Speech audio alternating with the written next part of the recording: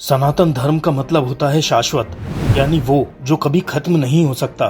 सनातन धर्म भारत का ही नहीं बल्कि विश्व का सबसे प्राचीन धर्म है, जिसकी उत्पत्ति मानव की उत्पत्ति से भी पहले से मानी जाती है। हिस्टोरिकल एविडेंस की माने तो वेदों की रचना लगभग 4500 ईसा पूर्व पुरानी मानी जाती है। कई संस्कृतियां और समुदाय इस धर्म से ताल्लुक रखती हैं।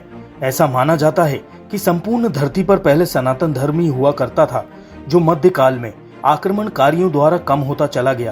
हालांकि इसके बावजूद भारत और नेपाल में हिंदुओं की आबादी सबसे ज्यादा है, लेकिन धीरे धीरे सनातन धर्म की खूबसूरती ने दुनिया भर के लोगों का ध्यान अपनी ओर आकर्षित किया है। आज भी दुनिया भर की ऐसी कई बड़ी हस्तियां हैं जो सनातन धर्म की ओर आकर्षित हुई हैं। अमेरिकी खगोल शास्त्री कार्ल सागन ने कहा था कि अधिकांश संस्कृतियां ये कल्पना करती हैं कि दुनिया कुछ 100 मानव पीढ़ियां पुरानी है। शायद ही किसी ने यह अनुमान लगाया हो कि ब्रह्मांड कितना पुराना है, लेकिन प्राचीन हिंदुओं ने ऐसा किया था। हिंदू धर्म एक लौता ऐसा धर्म है जो मृत्यु और पुनर्जन्म से गुजरता है। ये एकमात्र ऐसा धर्म है जो मनुष्य के एक दिन और रात से लेकर ब्रह्मा के एक दिन और रात की गणना कर सकता है। तो दोस्तों, इस वीडियो में हम उन देशों के बारे में बात करने जा रहे हैं जहां सनातन धर्म सबसे अधिक लोकप्रिय है। लेकिन अगर आप हमारे चैनल पर नए हैं तो इसे सब्सक्राइब जरूर कर लें, ताकि हमारी कोई भी वीडियो आपसे चूक न जाए। जापान में शिंटोइज्म और बुद्धिज्म दोनों धर्मों को मानने वाले हैं, लेकिन उनके भगवानों में से 80% भगवान असल में हिंदू भगवान हैं, जो समय के साथ शिंटोइज्म और बुद्धिज्म में मिलकर अब जापानी भगवान के रूप में पूजे जाते हैं। हिंदू धर्म और बौद्ध धर्म 6वीं शताब्दी में भारत से चाइना, फिर कोरिया और फिर जापान तक जा पहुंचा। जापान में 7 सबसे लोकप्रिय देवता हैं, जिनमें से 3 हिंदू भगवान हैं, जैसे बेंजाई टेन यानी माँ सरस्वती। हिंदू धर्म में माँ सरस्वती को ज्ञान और संगीत की देवी के रूप में पूजा जाता है, जिन्हें जापान में बेंजाई टेन कहा जाता है। बेंजाई टेन जापानी बौद्ध और शिंटो धर्म में सबसे अधिक पूजनीय देवी हैं। उन्हें ब्रह्मांड में बहने वाली हर चीज की देवी माना जाता है। जैसे माँ सरस्वती के हाथों में वीणा होती है, वैसे ही बेंजाई टेन देवी के हाथ में वीणा देखी जा सकती है, जिसे जापानी में बीबा कहा जाता है। जापान में बेंजाई टेन देवी के कई मंदिर हैं, जो हमेशा किसी नदी, झील या तालाब के पास होते हैं।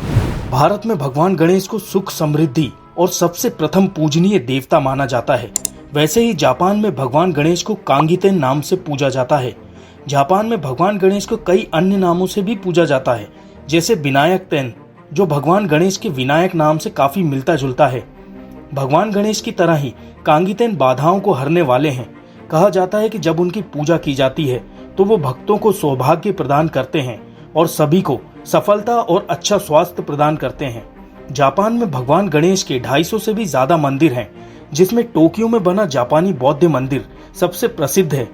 ये मंदिर भारतीय पर्यटकों का सबसे पसंदीदा मंदिर है, जिसे देखने के लिए कई भारतीय जाते हैं। कांगीतेन भगवान की पूजा सबसे पहले जापान में 8वीं और 9वीं शताब्दी के आसपास शुरू हुई थी। ये बौद्ध धर्म का एक तांत्रिक रूप था, जो भारत के उड़ीसा से उभरा था, जो पहले चीन और फिर जापान जा पहुंचा। जापान में और भी कई हिंदू भगवानों की पूजा की जाती है, जैसे किचिजोटेन यानी माँ लक्ष्मी, डाइकोकुटेन यानी महाकाल या भगवान शिव, विस्मोन यानी कुबेर, विष्णु भगवान के वाहन गरुड़ देव, जिन्हें करूरा कहा जाता है, और मृत्यु के देवता यम, जिन्हें एनमा नाम से जाना जाता है। दुनिया की सबसे बड़ी मुस्लिम आबादी वाला देश होने के बाद भी इंडोनेशिया भारत, नेपाल और बांग्लादेश के बाद दुनिया का चौथा सबसे ज्यादा हिंदू आबादी वाला देश है। इंडोनेशिया में आज भी हिंदू धार्मिक पुस्तकों का काफी महत्व है। कहा जाता है कि अगर इंडोनेशिया में महाभारत और रामायण का जिक्र किया जाए तो वो कहेंगे कि ये तो हमारे ग्रंथ हैं। इंडोनेशिया में आज भी रामायण का मंचन किया जाता है, जिसमें हर वर्ग के लोग हिस्सा लेते हैं। इंडोनेशिया के राजा के नाम में रामा लिखा जाता है, क्योंकि वहाँ के लोगों का मानना है कि हम भगवान राम के ही वंशज हैं। साथ ही यहाँ के लोग भगवान राम समेत कई हिंदू भगवानों को पूजते हैं। इंडोनेशिया में हिंदू धर्म का प्रभाव इतना ज्यादा है कि यहाँ की करेंसी पर हिंदू भगवानों की तस्वीर लगी होती है, जो वाकई हैरान कर देने वाला है। इंडोनेशिया की एयरलाइंस का नाम गरुड़ एयरलाइंस है, जिसका नाम भगवान विष्णु के वाहन गरुड़ देव पर रखा गया है।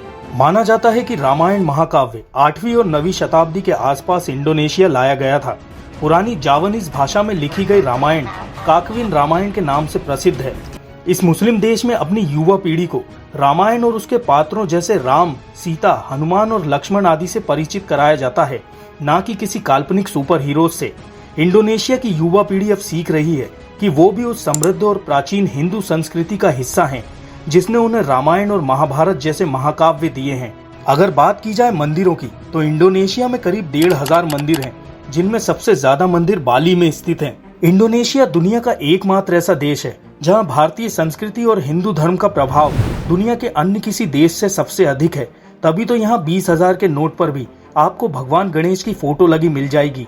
इसके साथ ही यहाँ कई भव्य और आकर्षक देवी देवताओं के मंदिर भी हैं, जिनकी गिनती दुनिया के प्राचीन और श्रेष्ठ मंदिरों में की जाती है।